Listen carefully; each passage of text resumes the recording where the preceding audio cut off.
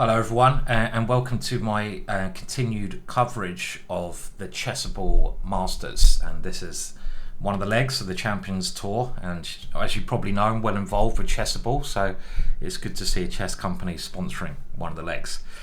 So the first 3 days are the preliminaries, and they're going to decide who goes to the knockout. Now we can see the standings after day one behind me, and there's 15 games in total. These are the scores after 5 games, so 33% roughly of the way through. Wesley So dominating, as he often does in these events, incredibly strong. Artemiev, been very impressed with his play of late, and big names like Hikaru at the top. And then at the bottom, we've got the youngest grandmaster in the world, Mishra, who's only 12 years old, and very good experience this one. And then Humpy and Wenjun. But again, it's nice to have this mix of different ages, different players, giving people chances to compete. Now, my game of the day is a game I picked between these two chaps. Now, if you saw my coverage of the first round, you know that Mamedyarov was on fire in the way he played with White in the first day of activities, rounds 1 to 5, and he had this really nice idea in the King's Indian defence or against it. But we're going to be having a look at Liem Quang now, and Liem Quang has been Blitz World Champion. He's originally from Vietnam. I believe he now is through the Webster University over in America, but he's an incredibly strong, and you can see when he does banter blitzes, humble player. And he had the white pieces against Shaq, the Shaq monster. And I really like the way that Liem Quang played this game. I thought it was incredibly clever. And another thing is, it's kind of a version of the Jabava London system. So how do you try to extinguish someone like Mamedyarov's energy? And again, we're using G-Chess to have a look at this. And at the end of my videos, and we're going to have a quick look at another game after this one, because it was another sparkling game, I will use G-Chess to just look at the opening in more detail. So that's at the end of the video, but do remember, please like and subscribe this video. It helps me a lot. So the game started with Liem Quang playing d4, and Mamedyarov, after the very calm move knight to f3, just playing g6. Now, normally when you play the Jabava London, you don't put the knight on this square. So the way I recommend you play it, and you can get this in the GingerGM course, my Chessable course, is knight c3. Aiming to play e4, and after d5, bishop f4. And this leaves some more flexibility, I feel, from the white side, because if black goes to g6, you don't have the knight on f3. And the advantage of this is that after some standard moves, you can play h4, and your queen helps support our good friend Harry the h-pawn. So that's my way of playing, but it's a similar structure. Now, Mamedyarov tries to make it as complicated as possible. When you're playing someone who loves complicated positions, it makes sense to try and keep it under control. And the move knight c3, a version of the Jabava London, is this clever way of playing that. Not going into a sharp Grunfeld or King's Indian defence, but threatening to take the centre with e4, which black can allow, but then white is generally doing, I think, a little bit better. And therefore d5 is the critical move. But now we have a more static pawn structure. So Liem Quang, by his opening choice, is getting Mamedyarov into a less dynamic position. He now puts the bishop on f4, so we can see the similarities with Jabava London. Black plays bishop g7. And now the next move I wanted to talk about. If you're a Jabava London player, the next move is now the trendy, modern way of approaching the Jabava London. And that is the move knight b5. And this is something I wanted to do an update of my Jabava London for GingerGM and Chessable, and I wanted to include this move. This is what some of the real mavericks and top grandmasters have been playing, this idea, like, shall we say, Jabava himself, of course. And this move is quite tricky. Now, it is, of course, stronger when black has a pawn on c5. But the whole point of this concept is that it really forces knight a6, and you could say both pieces are now offside, but white is arguing that the knight on a6, by forcing it there, is more offside. White's knight will actually come back, losing time, but we're just trying to play against that knight on a6. Knights on the rim are dim. Now, just to show you some other sort of ways that I've been looking at playing the Jabava London, a lot of people are asking about this e6 move at some point. Let's say d5, bishop f4, and now e6. And this does seem to be a modern variation, and maybe one of the best attempts from black with bishop b4 to try and at least equalize.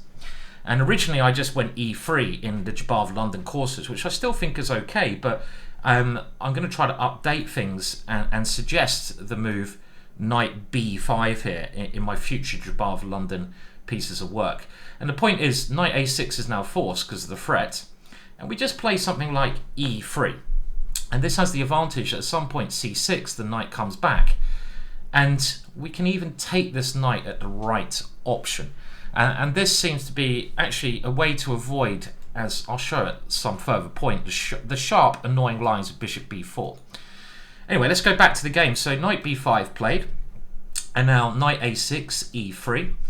And again, the point is, after c6, we just bring our knight back. Yes, we've lost time, but we're arguing that this knight, more importantly, cannot come into the center of the board, and it's misplaced over here. So it's a very modern interpretation of an opening. Now, Mamedyarov played knight h5, going to, again, try to unbalance the position, but it's very hard, and this is something that I've tried to do, and is one of my big errors in my own play, and maybe you'll recognize this. It's very hard to force complications in positions where the position doesn't demand it. So what I mean by that is, if the position is one which is very solid for both sides, you can't be trying to make it tactical. It's just not possible. And I'm sure a lot of players, we all love attacking pretty much, I think most of us, in every game. But if it's not possible to do that, you have to play more solid chess. And maybe knight to h5 here is of that same kind of trying to complicate. I mean, it's not a bad move, it's winning the bishop pair. But white now forces black to make some more pawn moves, which he's saying are weaknesses. And now we see this idea of the knight coming back. Mamedyarov still trying to complicate, but again, I like Liem Quang's very simple moves. The black knight tries to get back in the center, but again, this knight doesn't really have a good square to move into, and this is the point of this early knight jump. White, again, very simple chess, and now we see black continuing with his plan of winning this bishop. But this whole idea of going knight h5, h6 and g5, I don't really like it. I think it's creating more weaknesses in black's position, as we're going to see, the open h file. Yes, black's got the bishop pair, but white is so solid. And Liem Quang's just trying to encourage Mamedyarov to play this way. Now, I think, saying that, if Mamedyarov had played a move such as c5 here, then the position is absolutely fine. The knight is trying to defend this pawn and just trying to push a little bit, opening up the bishops. Queen b4, it looks very funny to me. Maybe it's trying to come back here, but he's moving the queen around a lot. The knight comes into e5, a very strong knight, maybe a bishop's coming over here. So black now decides, okay, I won the bishop pair, but I can't hold them. And now very simple moves from white, push the queen away. And I think now white clearly has a better pawn structure. Yes, he has double pawns, but these are really a nice two sets of double pawns, but they're all together. They're very compact. Having a compact structure is good. But more importantly, this play on the h-file gives him a good structure. When you have a good, better structure, swapping pieces off is a great way to play. You just simplify your goals, make the position easier. Better pawn structure, make exchanges, get rid of any complications. And again, queen d4 is just trying to do that. If the queens are exchanged, white just has this half-open h-file, ensuring him an edge. And now we can see these compact pawns, these double pawns, all working as one. And now queen a4 check was a brave move because the queen gets slightly misplaced over here. But even when you're doing positional games, you have to play bravely. Both sides now maneuvering their king. There's no point castling. The rook is here from Liem Quang's. And now you see the pressure coming against this h-pawn, taking advantage of that slight weakness that Mamedyarov played. Queen b4, offering the exchange of queens, and this queen may now come into the dark square, so Mamedyarov has to exchange queens, and he tries to cause this pawn some problem. Now I think a lot of weaker players here would play b5, but remember, every pawn move you make in chess makes a weakness, and the move b5 weakens c5, and black's knight will have potential to come to this very nice square. So knight a2 is a much more classy move, just stopping that knight. And really we can see that this knight doing its weird maneuvers is really restricting the opponent's knights, and I really like this clever idea. So knight c7, black hasn't achieved anything. He's got to try to get some counterplay of a5. White continues playing rook bh1, and really what Liem Quang is doing in this game, he's slowly improving the pressure against black's weakness, but also refraining Mamedyarov from being able to get active. So refraining, and then when you get a free moment, push. Refrain your opponent's ideas, push. And this is a great way to play. You can't lose if you get this kind of thing. Now there is a threat maybe to g5, so Mamedyarov has to take. But now these pawns are still very compact. Mamedyarov tries to open things up.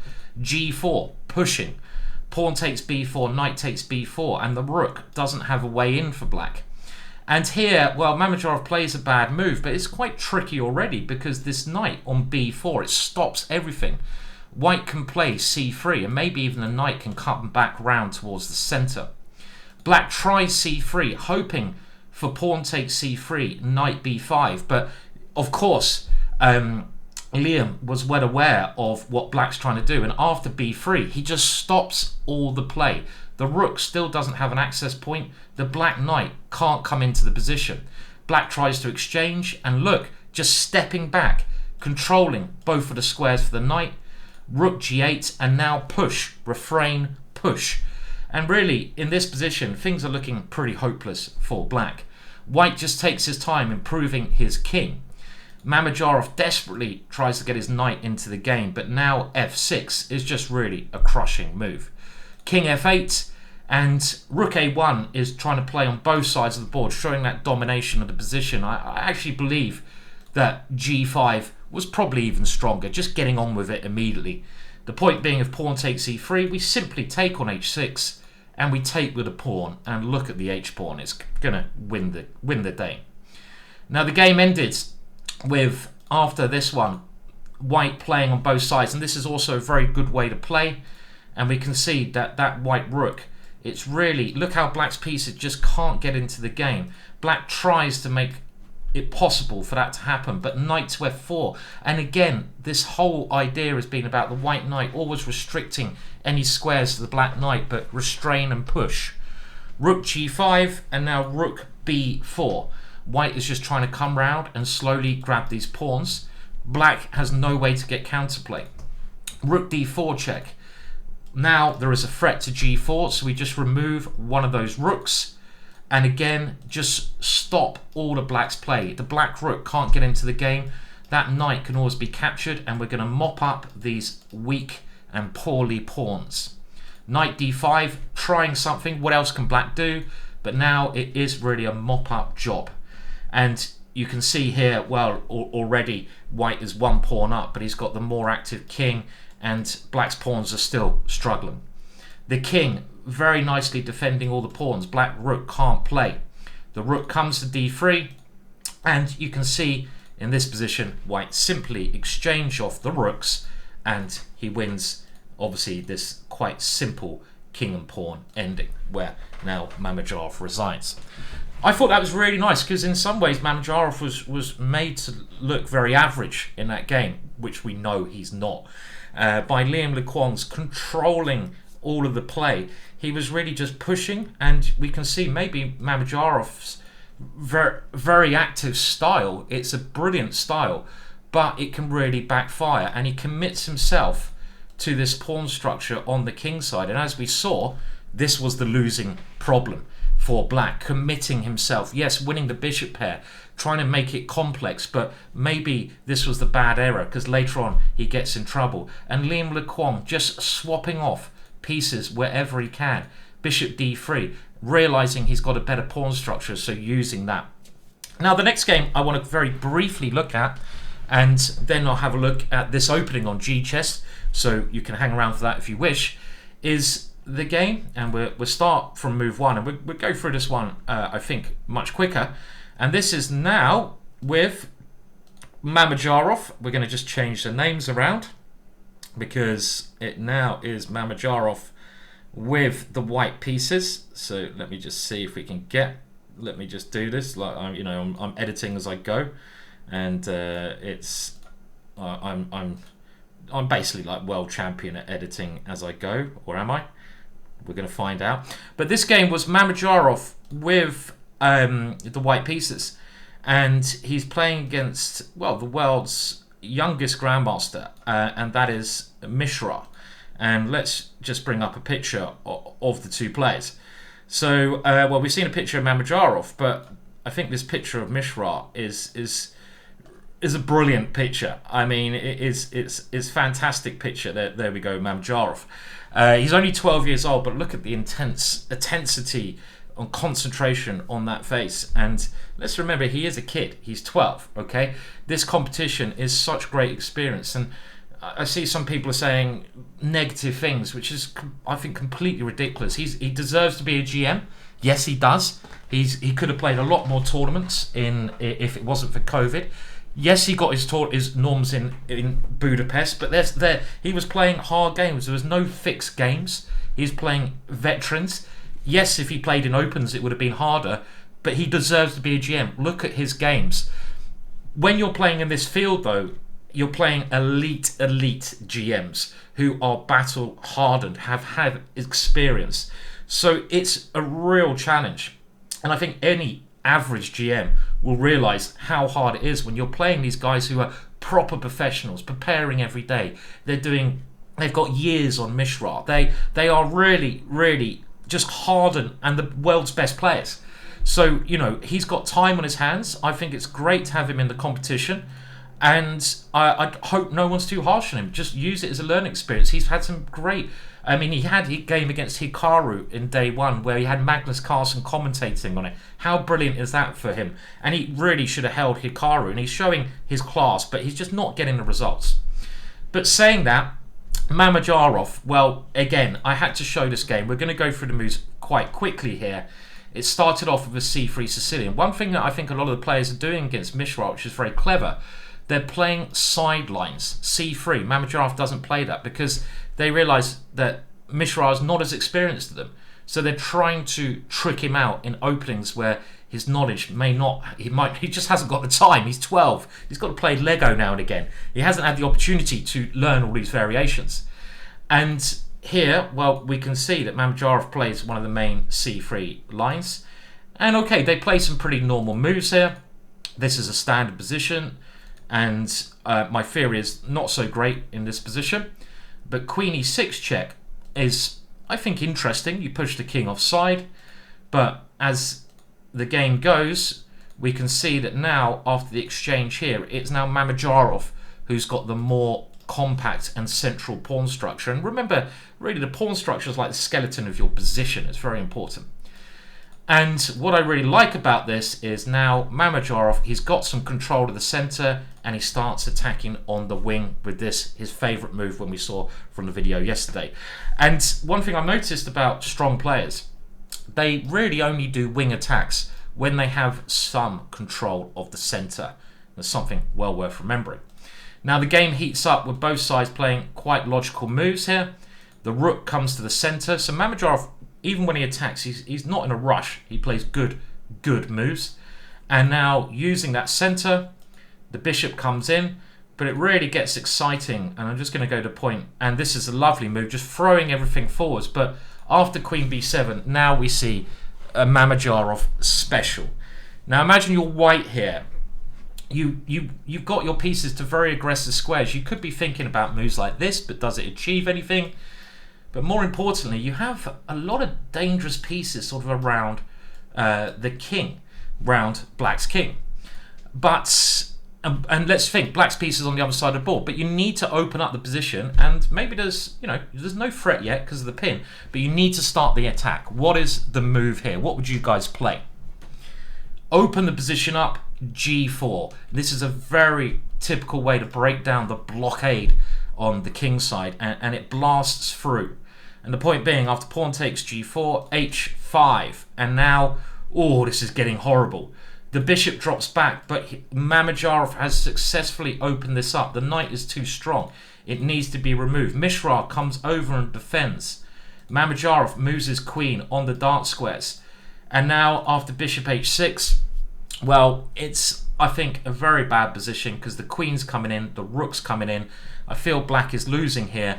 And this is just like, you're against the Mamedyarov power. What can you do? Rook f7, allowing the brilliant finish. Queen d8 check. And to his credit, Mishra allows checkmate on the board. So I'm now just going to have a look at the opening with G-chess of the Liem's game, because I'm always interested in Jabbar of London, so I'm going to use some of the tools. I'm only going to do it for a couple of minutes, but if you want to leave the video now and look at the brilliant G-chess, which I hope you will check out, I'll see you again. Thank you for coming. Remember to subscribe and like, and do please have a look at G-chess if you're serious about getting your openings better. But cheers for now. But those of you who do want to look at this opening a little bit more, well, let's just go through the moves and see what we can get up. So we got the 5 tabs here. There's going to be some very exciting improvements there.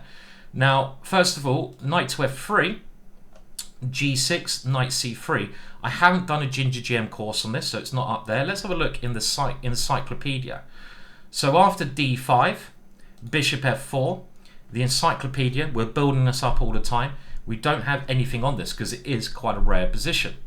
But this knight b5 move is the move that I'm really interested in. I just will have a look also around here. Again, we're adding, okay, well look, we've got, this is another feature we didn't show the other day. If you put a position and you search videos, it brings up, and I think this is one of the real strengths of G-chess, any YouTube videos, and we are adding a lot of videos this every day, in this position, and this is a fantastic thing. So we even got me playing. Let's see what I did in this position. And I'm just going to put the headphones in and see if I played it right. So let's just have a look. So, well, I've got a couple of games here. So let's see. I played it in the 24-hour Blitz Marathon. Let's have a look at this. Sensible move order, but we'll just play some normal moves against Adam in the position. And I've gone up to 7th now, but some of these guys, look at them. This 1300. What's he doing? He's storming ahead. Storming ahead of the crowd. So this is a pretty boring setup I'm actually going for here. So there you go, apparently a boring setup. Brilliant. And let's have a look what ChessBase India thinks. So Nihal Saran. Bishop f4, Jobawa system. There are ideas of knight b5 in the air. So black played c6, all standard. e3, bishop to g4, bishop e2, knight b d7. And here Nihal played a very interesting move, knight to e5. Now this exchange, I felt, is in black's. Okay, well that's great. I'm gonna just look at this. I don't want to do that now because I want to keep this video, not too long. But I'm gonna have a look at those videos in this position just to see how Nihal played that game. And he didn't play it with knight b5. But if we do put this knight b5 position on the board, I wonder what it's going to say in our top games. And you can see immediately that this knight b5 move seems to be a speciality of Leveronian, who's beaten MVL and Anish with this game. So again, we can load up how he beat MVL in this position, and we can just flick through to get ideas of the right way to play. And he played it in a very similar manner. And this is quite interesting, stopping the bishop exchange in itself. We see this idea, a bit like the Mamedyarov line, and we see Aronian just playing very simple chess, getting castled, putting his bishop out of the way, and now playing on both sides of the board, creating a weakness here, playing this knight e5 move. And I kind of think Aronian's a little bit better here, right, already. So we can now go back. We've just opened up a new PGN there to the position we had. Let's have a look at the online games. So this is actually Artemiev, isn't it? This is Artemiev of Russia. So you can see him losing to Ali Reza. So what happened here? Well, he didn't play h3, but he did play bishop e2. And again, very similar to what we've seen. And we can see him playing the same sort of idea. So, this is how I would use G-chess. If I find a really interesting game, I will save it. I will build it into my Jabbar of London database, so I can use all the assets of G-chess. I can add the videos in there as well, and I can build up my repertoire that I'll have access to for the rest of my life. So, really cool tool. Go and check out G-chess. If you want to support me, that's what I'd ask you to look at and think about subscribing to. We're improving it massively all the time. But thank you for watching this video. Do like, do subscribe. Until next time, which will be very soon. Goodbye.